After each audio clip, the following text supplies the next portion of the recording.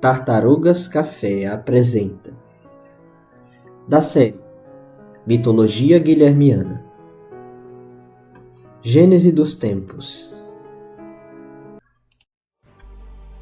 Antes da existência de tudo o que conhecemos, havia em nosso mundo somente um vácuo gélido e escuro, onde estrelas distantes eram o único enfeite possível para aquele céu.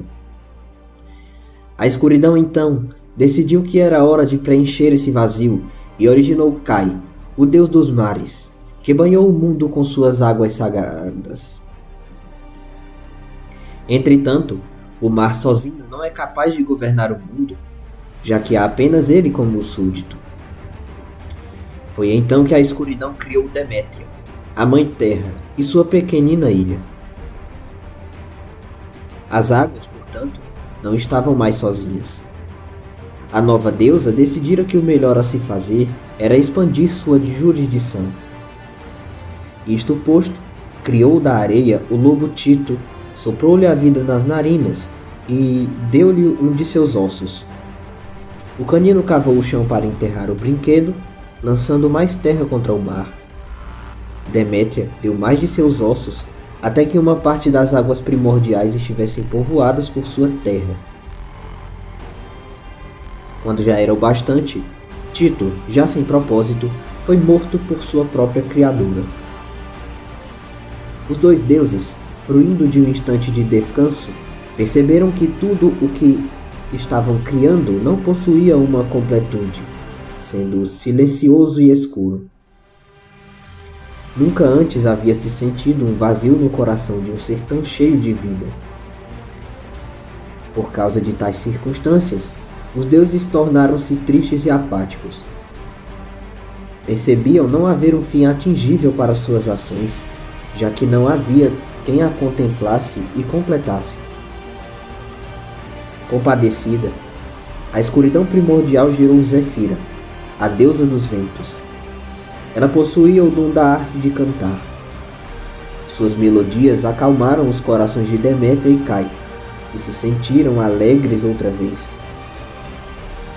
Entretanto, tudo ainda era frio e nebuloso, e algumas vezes os abraços invisíveis de Zefira traziam consigo um desconforto por causa dos calafrios. A nova deusa sentia-se igualmente triste, já que parecia não conseguir fazer o bem total para aqueles a quem amava. A escuridão primordial vira seu sofrimento e decidiu originar Finta, o deus do fogo.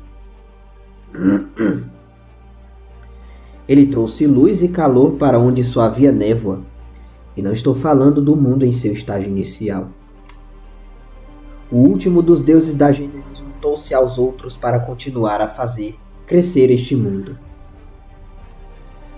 Um dia, a sabedoria das trevas primordiais lhes atingiu e eles compreenderam que, para que seu mundo fosse capaz de evoluir, deveriam unir-se em coito com um deus do sexo oposto. Entretanto, ainda eram plenamente capazes de fazer isso de forma assexuada. Portanto, criaram subdeuses do sexo oposto para cada um.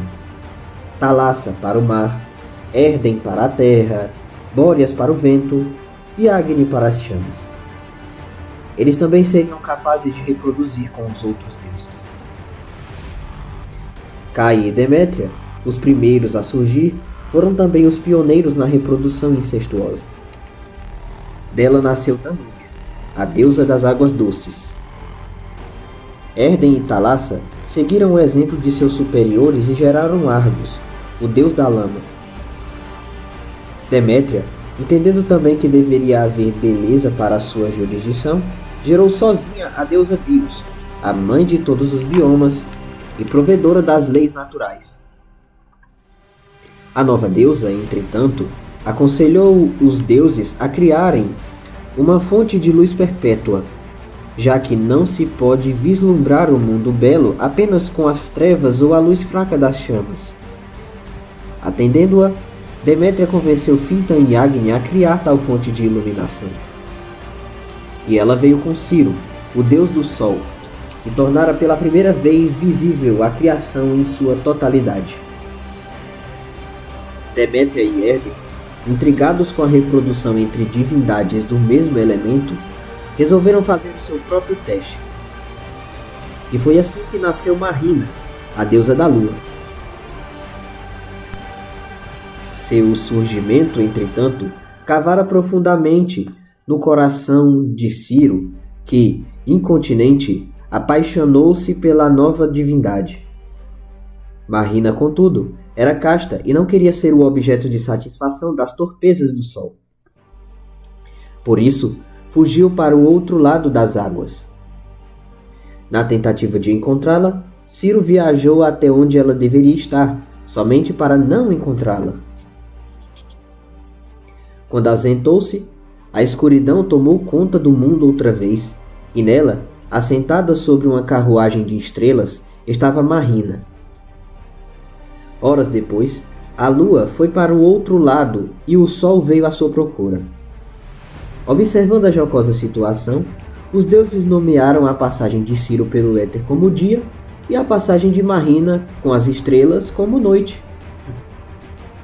Mas havia uma outra questão não muito exposta entre os deuses. Bios havia sentido uma paixão estrondosa por Ciro.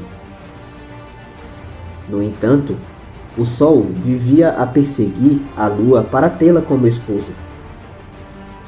Algumas ausências de Ciro deixavam a mãe natureza entristecida.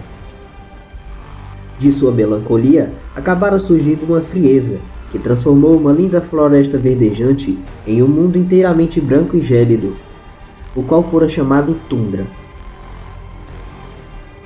Ela agora odiava o seu antigo amor. Contudo, Ciro já se encontrava cansado de perseguir aquela que amava e já não conseguia aplacar seus ímpetos masculinos. Um dia, notou a presença de Bios e decidiu usá-la para acalmar seu corpo. Seduziu-a e, com muito esforço, conseguiu um instante de prazer com ela e tornou-a perseguir Marina. Desta união não nasceu um deus, mas um bioma cálido ao dia e gélido à noite, onde a água não consegue penetrar. O deserto. Kai uniu-se a Agni para gerar Anã, o deus das nuvens e da chuva. Bóreas uniu-se a Thalassa para gerar Indra, o deus dos relâmpagos e trovões. Ambos demonstraram afinidade para com o outro e a miúde saíram a festejar juntos pelo mundo.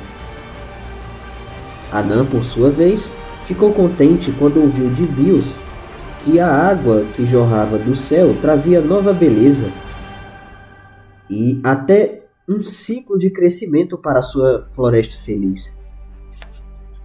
Então convidou o amigo para festejar outra vez. Thalassa, convívio especial do filho, realizou sua primeira viagem pela terra. Percebendo que a mãe natureza possuía o imanente dom da arte, convidou-a, maravilhada, para fazer os enfeites de seu reino. Danúbia era uma deusa preguiçosa que fugia constantemente de suas obrigações divinas. A princípio, suas poucas criações serviam apenas como complemento às artes de Bios, os lagos e os lençóis freáticos abaixo da Mãe Terra. Kai, então, pressionou-a para que realizasse um feito ainda maior, digno das águas primordiais. Sem suportar a cobrança paterna, ela escondeu-se na terra, disfarçada no meio das florestas de Bios. Por muito tempo fugiu em direções totalmente aleatórias, mas deixando rastros que seriam chamados de rios. No entanto, ela não poderia ocultar-se para sempre. Kai montou uma investigação para encontrar a filha. Determinou que o primeiro ponto onde Danúbia descer a terra chamava-se Nascente. Seguia seu rastro até encontrá-la no oceano, o que chamou de Foz.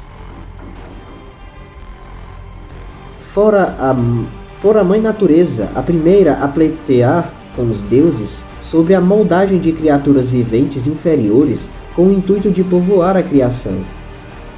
Embora Finta e Thalassa protestassem contra a ideia, os outros deuses aqueceram e deram total autonomia a Bios para criar vida. Ela mostrara mais uma vez o dom artístico inerente que possuía para moldar formas. Das areias e dos corais criou os peixes e depois todas as primeiras criaturas marinhas. Para que pudessem viver, soprou-lhe nas brânquias o ar da vida. Quando cumpriu sua missão no mar, teve a ideia de fazer o mesmo na terra. Moldara do barro os primeiros lobos e felinos, e as primeiras vacas que seriam presas. Expandiu a vida até que ficasse cansado. Ela percebeu, porém, que todas essas criaturas pareciam ter adquirido um comportamento padronizado, fazendo maquinalmente o mesmo ritual diário de sobrevivência e se sobrepondo a isso em raras ocasiões. Então, tomou um lampião e o pôs na mente de uma de suas criações. Esta se chamava Homem e possuía um nome próprio, Baltazar. Nascia a primeira criatura abençoada com a inteligência maior de um lampião divino. Entretanto, todos os outros animais pareciam ter uma companhia, mas Baltazar estava sozinho. Bios fê-lo cair em sono profundo, tirou um de seus corações e dele criou Melinda, a primeira mulher. Então homem e mulher deveriam buscar seu outro coração, sendo completo apenas se o achasse.